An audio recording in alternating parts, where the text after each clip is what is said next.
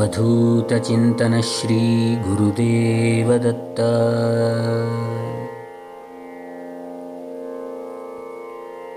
सुदूर उत्तराखंड के घने जंगलों के बीच में स्थित है एक छोटा सा गांव अनसूया। चारों ओर घने जंगलों से ढका हुआ इस गांव में बस 3 लोग रह रहे थे। सुबह की 5 बज रही थी। हर तरफ एक अलौकिक मौन था।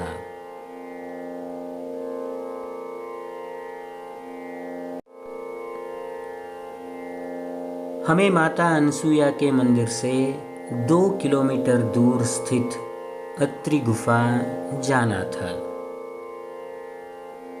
इस घने जंगल में लोगों के मुताबिक बहुत से जंगली भालू रहते हैं और गांव वाले सुबह सुबह यहाँ घूमने से डरते हैं।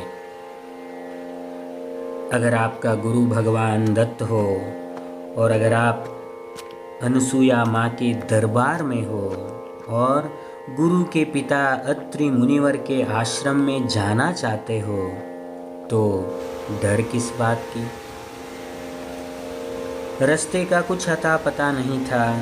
बस इतना पता था कि अनसुया गांव से 5 केदारों में एक रुद्रनाथ जाने वाली जंगली रास्ते में एक झरना मिलेगा और उस झरने को पार करने से अत्रि गुफा जाने वाली रास्ता मिल जाएगा।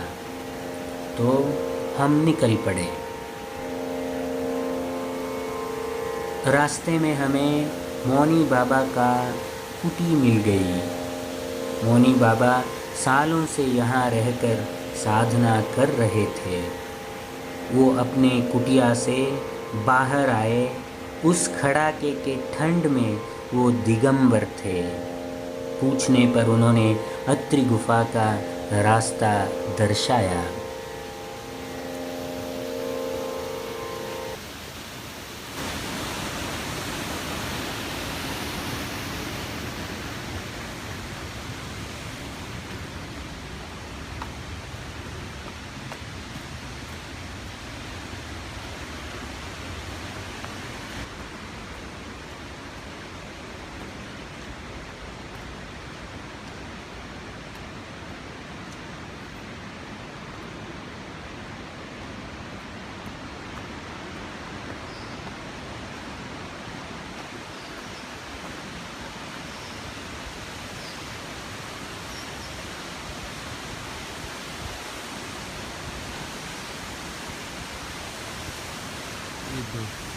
सद्गुरु सुब्राय दत्त।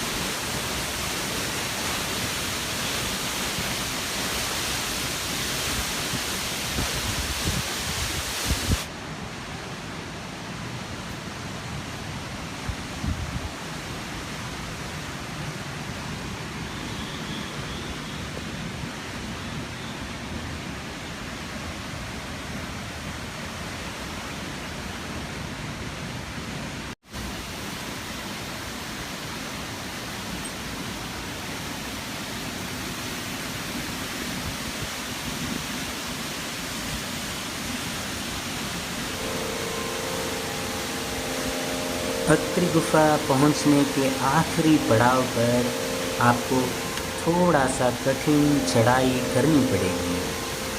कुछ जगहों पर रेंग कर भी जाना पड़ेगा।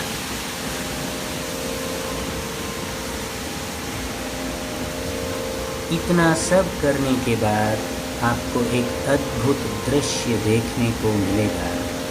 एक तरफ गरजती अत्रि गंगा की धारा, दूसरी तरफ अत्रि मुनि का पवित्र गुफा।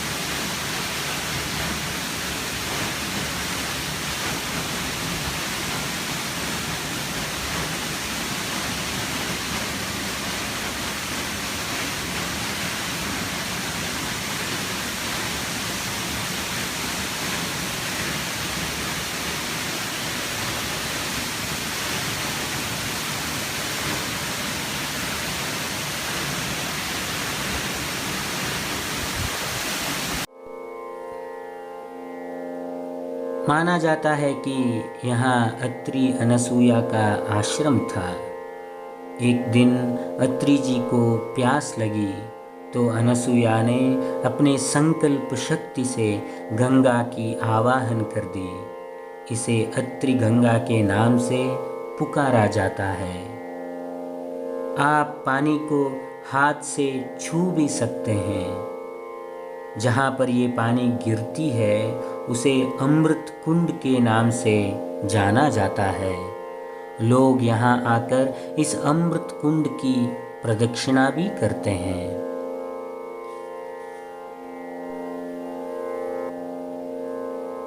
अत्रि गुफा में आज भी साधक जन आकर साधना करते हैं।